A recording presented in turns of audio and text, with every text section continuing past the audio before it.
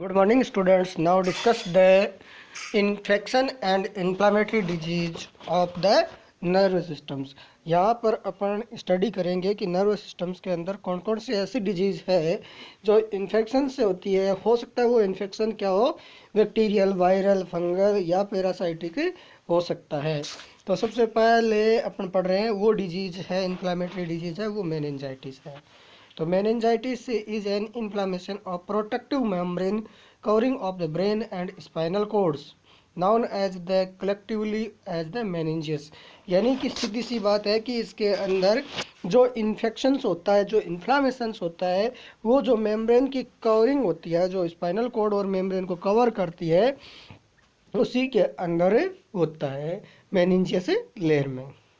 The inflammation may be caused by infection with viruses, bacteria, and other microorganisms and less commonly by certain drugs। यानी कि वैसे तो ये क्या होता है, बैक्टीरियल हो सकता है, वायरल हो सकता है, या फिर अदर कोई माइक्रो ऑर्गेनिजम्स होता है, उसकी वजह से होता है। और कहा जाता है कि कुछ कंडीशन में तो ये ड्रग्स के द्वारा भी हो सकता है। द स्वेलिंग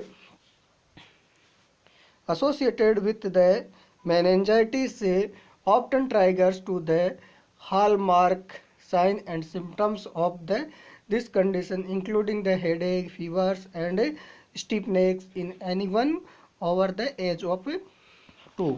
यानी कि इसके अंदर सीधी सी बात है कि इसमें सबसे ज़्यादा जो अपने को साइन और सिम्टम्स दिखते हैं उसको हेलमार्क सिम्टम्स कहते हैं। और हेलमार्क सिम्टम्स के अनुसार या तो इसके अंदर हेडेक होता है, फीवर होता है और स्टिफ नेक होती है। अब बात करते हैं इसकी ईटियोलॉजिकल कोजेज की। तो ईटियोलॉजिकल कोजेज के अंदर आता है कि meningitis is a mostly caused by micro organisms like a bacteria, virus, parasites and the fungus. यानी कि मेन कॉज तो वो ही होता है। इसका क्या हो सकता है, बैक्टीरिया हो सकता है, वायरस हो सकता है, पैरासाइट्स हो सकता है और फंगस हो सकता है। लेकिन अगर कहा जाए कि these organisms infected blood and cerebro spinal fluids के द्वारा में होते हैं। इसका जो मेन कॉज होता है ये किसके द्वारा फैलते हैं, या तो ब्लड के द्वारा चले जाते हैं या फिर सीएसएफ के द्वारा चले जाते हैं। अब meningitis also develop from the non infectious causes. यानी कि इसके अलावा और भी कोजेज हो सकते हैं, including the certain disease, AIDS, cancers, diabetes, physical injury और certain drugs that weaken the body so immune systems. यानी कि इसके अलावा क्या हो सकता है कि किसी के मान लो कैंसर हो गया, एड्स हो रखा है, डायबिटीज़ हो रखी है, या फिर कोई फिजिकल इंजरीज हुई है तो उसकी वजह से भी ये हो सकता है। अब बात करते हैं अपन कौन कौन से जो मान लो कि बैक्टीरियल होते हैं। बैक्टीरियल मेनिंजाइटिस कैसे होती है, तो acute bacterial meningitis usually occur when bacteria enter the blood stream. यानी कि क्या करता है, बैक्टीरिया है वो ब्लड स्ट्रीम के अंदर इंटर कर जाता है एंड माइग्रेट द ब्रेन, और ब्रेन तक पहुंच जाता है, एंड स्पाइनल कॉर्ड, और स्पाइनल कॉर्ड तक पहुंच जाता है। But it can also occur when bacteria directly invaded the meninges, result of ear and sinus infection of skull fractures। यानी कि अगर कोई बैक्टीरिया एंटर करता है वो या तो फिर क्या होता है कि जो बताया गया है कि इसके अंदर ईयर के वो साइनस इन्फेक्शन होता है या फिर स्कल फ्रैक्चर्स होता है, उसकी वजह से ऐसा हो जाता है। या फिर अपन बात करते हैं आगे कि जैसे मान लो कि इसके अंदर a numbers of strains of a bacteria can cause acute bacterial meningitis, और इसके कारण एक्यूट में बैक्टीरियल मेनिंजाइटिस कोज करते हैं। द मोस्ट कॉमन इंक्लूड्स, और इसमें से ज़्यादातर बैक्टीरिया होते हैं वो कौन कौन से हो सकते हैं, तो इसके अंदर बताया गया है माइक्रोबैक्टीरियम ट्यूबरक्लोसिस है, स्ट्रेप्टोकोकस नेमोनियाइज है, नाइजीरिया मेनिंजाइटिस है, और हीमोफिलस इन्फ्लुएंजा है, एंड लिस्टेरिया मोनोसाइटेजीन्स है। ये सारे के सारे क्या कर सकते हैं, सीधे बैक्टीरिया है वो क्या कर सकते हैं, मेनिंजाइटिस कोज कर सकते हैं। अब अगर बात करें वायरल मेनिंजाइटिस की, तो वायरल मेनिंजाइटिस कैसे होती है उसकी बात करें तो viral meningitis is generally less severe and resolve without the specific treatment.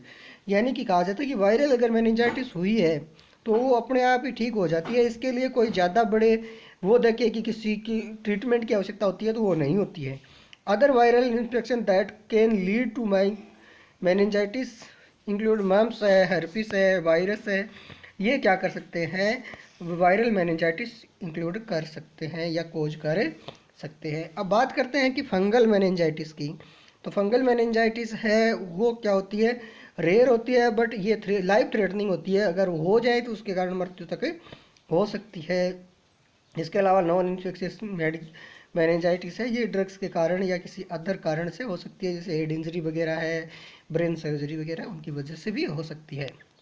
अगर बात करें इसकी पैथोफिजियोलॉजी की, तो पैथोफिजियोलॉजी के अंदर है कि ड्यू टू ईटियोलॉजिकल फैक्टर, कोई भी ईटियोलॉजिकल फैक्टर्स हो सकता है और उसकी वजह से organism enter into the blood stream and across the blood brain barrier. और क्या करते हैं कि ब्लड के अंदर चले जाते हैं और क्या करते हैं, जो ब्लड ब्रेन बैरियर्स होता है उनको क्रॉस कर जाते हैं और सीधा इनिशिएट इन्फ्लामेटरी रेस्पॉन्स करते हैं और reduce the cerebral blood flow and lead to alter the cerebral tissue perfusions होता है। और टिश्यू परफ्यूजन्स होने के कारण क्या होता है, सेल परमेबिलिटी है वो इंक्रीज हो जाती है और प्रोलेंट एक्जुडेट है, इनफ्लेटेड क्रेनियल नर्व सिटेड हो जाते हैं and block the choroid plexus and सब अरेकोइड विलाई और इंक्रीज द इंट्राक्रेनियल प्रेशर, और उसकी वजह से इंट्राक्रेनियल प्रेशर है वो इंक्रीज हो जाता है और इस कंडीशन से मेनिंजाइटिस कोज हो जाती है। अगर बात करें इसके क्लिनिकल मैनिफेस्टेशन की, तो क्लिनिकल मैनिफेस्टेशन कौन कौन से हो सकते हैं, तो क्लिनिकल मैनिफेस्टेशन के अंदर है कि it easy to mistake the early sign and symptoms of meningitis of a flu. जैसे मान लो कि सबसे पहले फ्लू हो गया, इन्फ्लुएंजा हो गया, ये सिम्टम्स होते हैं। डेवलप सीवियर और develop over several hours to over a 1 to 2 days, 1 से 2 दिन तक लग सकते हैं। और in any over the age of 2 typically includes, अगर मान लो कि स्टेज 2 में चले जाए तो उस समय हेड एक है, सडन हाई फीवर्स हो सकता है, अल्टर्ड द मेंटल स्टेटस हो सकता है, कन्फ्यूजस हो सकता है, अल्टर्ड द कंसियसनेस हो सकता है, वोमिटिंग्स हो सकती है और इसके अलावा इनएबिलिटी टू टॉलरेट लाइट्स यानी फोटोफोबिया भी हो सकता है, लाइट से व्यक्ति को डर लगने लग जाएगा। इसके अलावा इरिटेबिलिटी होती है, ड्राउजीनेस होता है, साइन ऑफ मेनिंजियल इरिटेशन होता है, यानी कि मेनिंजाइटिस जो मेनिंजियल लेयर्स है उसके अंदर क्या होता है, इरिटेशन होने लग जाता है। इसके अलावा न्यूक्लियर रिजिडिटी होती है, यानी नेक स्टिफ हो जाती है। किसके कारण होती है, फीवर्स के कारण होती है। पॉजिटिव बीड रिस्क साइन हो सकता है, इसके अंदर है सुप्रीम पोजीशन, बैकवर्ड नेक फ्लेक्सेशन। और इसके अलावा अपन डायग्नोस्टिक इवाल्वेशन की बात करें, इंट्राक्रेनियल प्रेशर भी बढ़ जाता है इसमें। और डायग्नोस्टिक इवाल्वेशन की बात करें तो डायग्नोस्टिक इवाल्वेशन में है ब्लड कल्चर किया जा सकता है, लंबर पंक्चर्स किया जा सकता है, चेस्ट एक्सरे किया जा सकता है, CSF examination for all cell counts, glucose and proteins levels भी देखा जा सकता है, CT स्कैन कर सकते हैं हेड की। इसके अलावा Gram stain other special stains and culture test किया जा सकता है CSF का। अगर इसके मैनेजमेंट की बात करते हैं कि मैनेजमेंट में क्या क्या किया जा सकता है, तो इसके मैनेजमेंट में है कि intravenous administer the broad spectrum antibiotic, यानी कि ब्रॉड स्पेक्ट्रम एंटीबायोटिक्स दी जा सकती है। और मेनली सेफालोस्पोरिन्स है, एंटीबायोटिक्स है। इसके अलावा अदर जो ड्रग्स होती है, रिफाम्पिसिन वगैरह है, वो भी प्रोवाइड करवाई जा सकती है। अगर बात करें बैक्टीरियल मेनिंजाइटिस की, तो बैक्टीरियल मेनिंजाइटिस में है कि बैक्टीरियल मेनिंजाइटिस से can be treated with A number of effective antibiotics. इसके अलावा जैसे मान लो कि बैक्टीरियल ट्रीटमेंट है, उसके अंदर एंटीबायोटिक इफेक्टिव रहती है, एंटीबायोटिक से ट्रीट किया जा सकता है। It is important that treat to be started early in course of disease, यानी कि जब डिजीज़ की शुरुआती स्टेज होती है उसके अंदर उसको ट्रीट करना आसान होता है। If the bacterial meningitis is suspected, जब आपको लगता है कि बैक्टीरियल मेनिंजाइटिस हो सकती है, तो initial treatment and with A septic zone, यानी सेप्टिक जोन है एंड विनकोमाइसिन है इज रिकमेंडेड, और ये शुरुआत में उनको देते हैं। Appropriate antibiotic treatment, most commonly type of bacterial meningitis, should be reduce the risk for dying for a meningitis to below 15%, although the risk of higher amount of elderly। यानी कि एक बैक्टीरियल मेनिंजाइटिस होती है वो बिना treatment के treat नहीं होती और कॉमनली यही होती है। और इसके अंदर बताया कि सेफ्ट्रिक्सोन्स है, वेनकोमाइसिन है, ये ज़्यादातर डॉक्टर है वो रिकमेंडेड करते हैं और वो ये उनको देनी चाहिए। अब अगर बात करते हैं अपन किसकी, वायरल मेनिंजाइटिस हो तो उसके लिए अपने को क्या करना चाहिए। तो there are is no specific treatment for viral meningitis. Viral meningitis के लिए कोई स्पेसिफिक ट्रीटमेंट वगैरह नहीं होता है। फिर भी antibiotic do not help viral infection. और अपन कहते हैं कि अगर वायरल इन्फेक्शन हुआ है और उसको अगर एंटीबायोटिक दे तो कोई फ़ायदे वाली बात है नहीं होती। So they are no useful in treatment for viral meningitis. और मेनिंजाइटिस वायरल मेनिंजाइटिस है वो कोई यूजफुल नहीं, एंटीबायोटिक है उसमें कोई यूज़ नहीं करती, कोई उसका महत्व है नहीं है, फिर भी अपन देते हैं। अब इसके अंदर बताया गया है कि most patient completely recover on the with in the 7 to 10 days। यानी 7 से 10 दिन के अंदर है वो पूर्णतः कवर हो जाते हैं, रिकवर्स हो जाते हैं, ट्रीट हो जाते हैं। हॉस्पिटल स्टे में be necessary in more severe cases. और अगर मान लो ज़्यादा ये क्रिटिएट करने लग जाए, ज़्यादा प्रभावित करने लग जाए और इम्यून सिस्टम कमज़ोर हो जाए तो वहाँ पर अपने को हॉस्पिटलाइज करना आवश्यक होता है। Treatment of mild cases of viral meningitis usually includes. इसके अलावा क्या क्या कर सकते हैं अपने ट्रीटमेंट के अंदर, बेड रेस्ट को कहेंगे और पैलेंटिव ऑफ फ्लूइड्स देंगे, गुड न्यूट्रिशन देंगे and over the counter pain medication. अगर दर्द होता है तो उसके लिए दर्द निवारक टेबलेट से देते हैं। अगर फंगल मेनिंजाइटिस है तो उसके लिए क्या करेंगे, fungal meningitis stated long course high dose anti fungal medications देते हैं, यानी लंबे समय तक देनी पड़ती है। अगर जब भी मान लो कि फंगल से अगर कोई भी मान लो कि डिजीज होती है तो उसके अंदर जो ट्रीटमेंट चलता है वो काफ़ी लंबा चलता है, आसानी से ठीक नहीं होता। तो this is usually given IV lines and do not in the hospital, is done in the hospital और हॉस्पिटल के अंदर ट्रीटमेंट किया जाएगा। The lead length of a treatment depend of status of immune systems and type of fungus cause the infection. यानी कि ये किसके आधार पर डिपेंड करता है, ये उस आधार पर डिपेंड करता है कि किस तरह से तो ये हुई है और उसका इम्यून सिस्टम्स क्या है, वो दोनों को चीज़। और अगर मान लो कि जैसे ये मुख्यतः जैसे मान लो एड्स है, डायबिटीज़ है, कैंसर है, उसके कारण होता है तो उनको ट्रीट करना ज़रूरी होता है साथ साथ में। अगर बात करें नर्सिंग मैनेजमेंट की तो नर्सिंग मैनेजमेंट के अंदर अपन पेशेंट के साथ में क्या क्या करें, क्या क्या देना चाहिए, क्या नहीं देना चाहिए, क्या करना चाहिए, वो सारी कुछ है।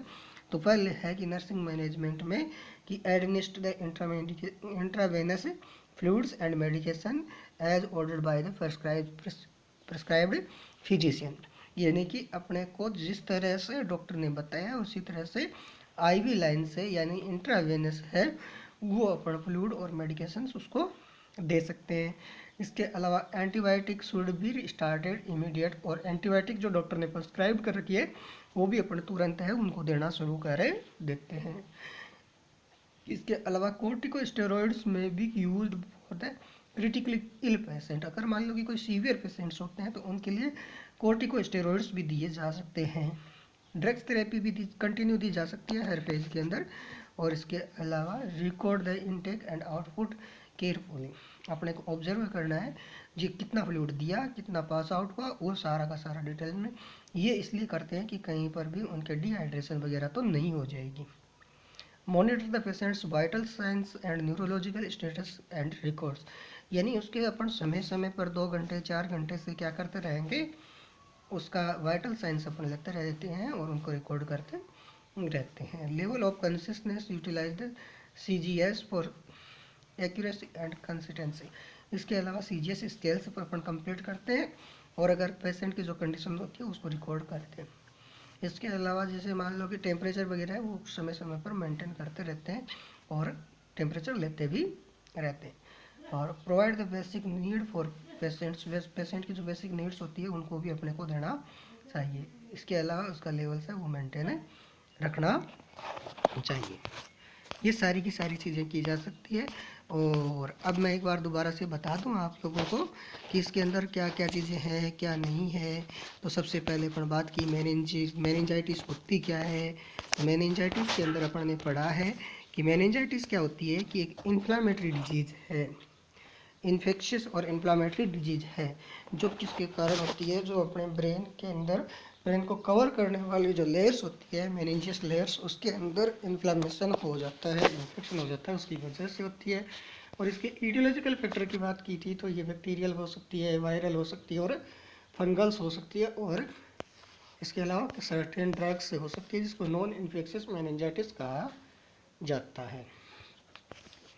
इसके अलावा जिसने मान लो इसकी पैथोफिजियोलॉजी की बात की थी और बाद में क्लिनिकल मैनिफेस्टेशन की बात की थी, तो मेन क्लिनिकल मैनिफेस्टेशन थे वो तीन ही थे। तीन कौन कौन से थे? हेडेक होता है, फीवर होता है और स्टीफ नेक हो जाती है। तो इनसे पता चलता है कि वास्तव में इनके क्या हो सकता है,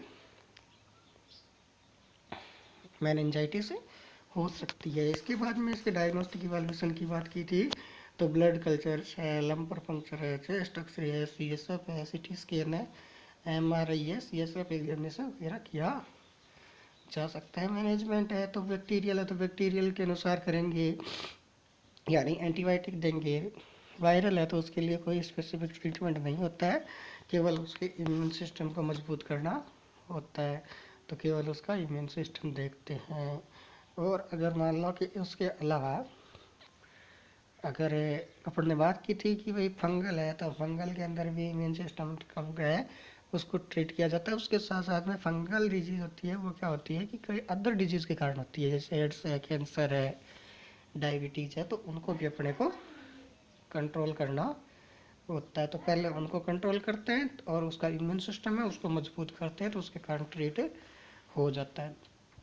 और अगर बात करें कि इसके भाई मैंने नर्सिंग मैनेजमेंट के बारे में, तो नर्सिंग मैनेजमेंट के अंदर तो यही होता है कि उनको एज ए डॉक्टर के अनुसार क्या तो उनको इंट्रावेनस फ्लूइड वगैरह दिया गया है, क्या एंटीबायोटिक्स है या एंटी फंगल ड्रग्स दी गई है या फिर उनको वो दिया गया। लेकिन इसके अंदर एक चीज़ कंफर्म होता है कि वो ये होती है कि अगर मान लो कि फंगल अगर मेनिंजाइटिस होती है तो वो सबसे सीरियस होती है और सबसे सीरियस होने के कारण उस पर सबसे ज़्यादा ध्यान देने की आवश्यकता होती है। अगर उस पर ध्यान नहीं दिया गया तो व्यक्ति वो लाइफ थ्रेटनिंग कंडीशन होती है और उनसे व्यक्ति की मौत तक हो जाती है, और उसी में है जो ट्रीटमेंट लंबा चलता है, बाकी में इतना लंबा ट्रीटमेंट है नहीं चलता है। तो ये थी आपके मेनिंजाइटिस। और मेनिंजाइटिस से संबंधित कोई चीज़ आपके नहीं समझ में आती है या किसी तरह की कोई प्रॉब्लम्स होती है तो आप मेरे को कमेंट्स में लिख सकते हो या फिर मेरे को आप ऑन कॉल भी बता सकते हो, मैं आपका सॉल्यूशंस कर सकता हूँ। ये आपके जो यूनिट है वो न्यूरोलॉजिकल यूनिट चल रही है और इस न्यूरोलॉजिकल डिजीज़ की जो यूनिट है वो चल रही है। और अगर इसमें किसी तरह की कोई प्रॉब्लम्स होती है या कोई चीज़ नहीं समझ में आती है तो वो मेरे को बताओ। और अगर मान लो कोई ऐसी आपके समझ में आए कि नर्वस सिस्टम से ये डिजीज़ होती है वो काफ़ी महत्वपूर्ण होती है और ये नहीं बताई गई अपने को, तो मैं उन पर भी वीडियो बना के आपको बता दूंगा।